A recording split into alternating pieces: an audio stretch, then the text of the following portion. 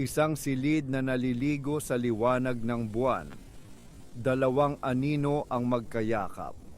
Naririnig mo ang mga salitang iyon. Ibinubulong na parang isang dasal. Mahal kita. Ngunit sa halip na init, yelo ang gumagapang sa iyong mga ugat. Ngunit ang mga salita ay nakabitin sa hangin. Hindi tulad ng isang pangako, kundi tulad ng isang alok. Ito ang sandali ng paggising. Ang sandaling napagtanto mo na ang pag-ibig sa pinakapuro nitong anyo ay maaaring hindi pala totoo.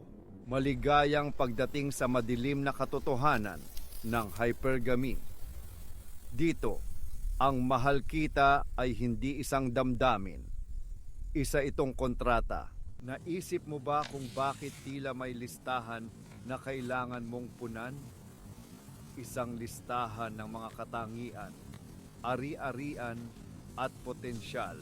Hindi ka minamahal dahil sa kung sino ka. Sinusuri ka para sa kung ano ang maaari mong ibigay, ang iyong manggiti, ang iyong mga biro, ang iyong kaluluwa. Lahat ay mga datos lamang, mga puntos na nagdaragdag o nagbabawas sa iyong halaga. Ito ay hindi kasamaan. Ito ay isang programang pangkaligtasan na nakaukit sa pinakamalalim na bahagi ng ating pagkatao. Isang primal na instinct. Ang hypergamy ay ang tendensya na pumili ng kapareha na may mas mataas na katayuan sa lipunan o pinansyal. Ang pag-akyat, ang pag-angat para sa babae sa kasaysayan. Ito ay nangangahulugan ng kaligtasan. Isang paraan upang masiguro ang kinabukasan ng kanyang mga anak sa isang mundong mapanganib. Hindi niya hinahanap ang pag-ibig na pampelikula. Hinahanap niya ang isang matibay na pader laban sa bagyo, ang iyong katatagan, ang iyong ambisyon, ang iyong kakayahang magbigay. Ito ang mga haligi ng kanyang pagmamahal. At kapag ang isa sa mga haliging iyon ay gumuho, guguho rin ang lahat. Isipin mo si Leo, isang pintor na may kaluluwang puno ng kulay, ngunit may bulsang walang laman. Ang kanyang pag-ibig ay puro. Isang obra, maestra ng emosyon. Ngunit ang isang obra maestra ay hindi makakapagpakain ng pamilya. At dumating si Elara, naakit sa apoy sa mga mata ni Leo, sa musika ng kanyang kaluluwa. Sinabi niya, mahal kita. At naniwala si Leo. Naniwala siya sa bawat pantig. Nagsama sila. Ang kanilang mundo ay binuo mula sa mga pangarap at mga pangakong walang takip. Ngunit ang katotohanan ay may matalas na ngipin. Ang mga bayarin ay dumarating.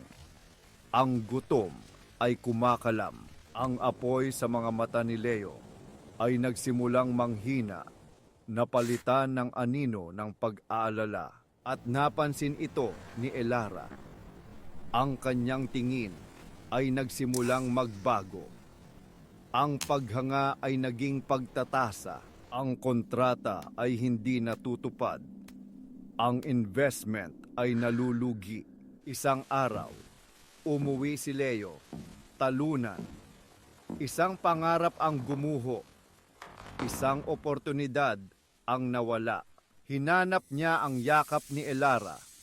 Ngunit ang nahanap niya ay isang pader ng yelo. Ang kanyang mga salita ay magalang, ngunit walang buhay.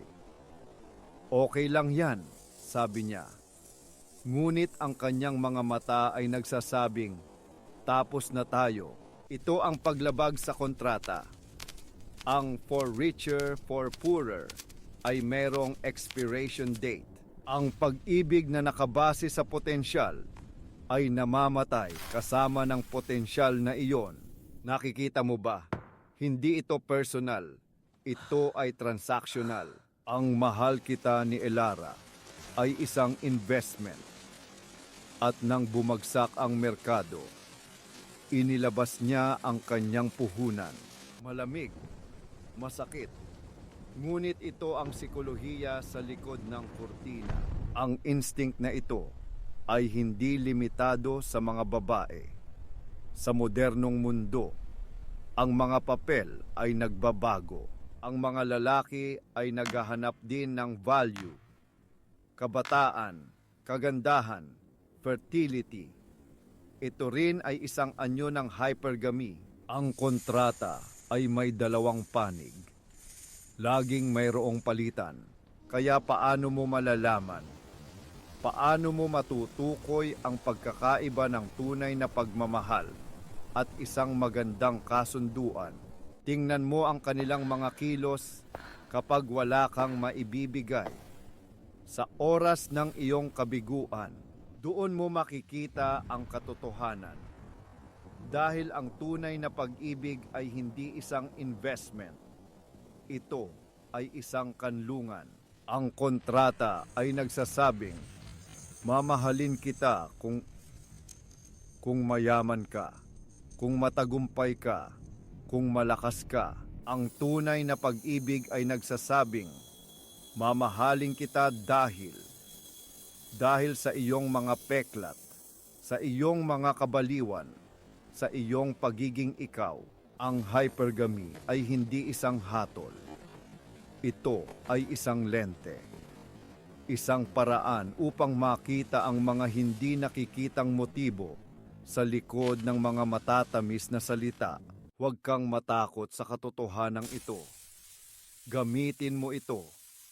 Gamitin mo ito upang maging mas matalino, mas maingat, at higit sa lahat, gamitin mo ito upang hanapin ang pag-ibig na hindi nasusulat sa papel, kundi sa kaluluwa. Dahil ang pag-ibig na iyon ay umiiral. Kailangan mo lang maghukay ng mas malalim, lampas sa mga kontrata at kalkulasyon ng mundo.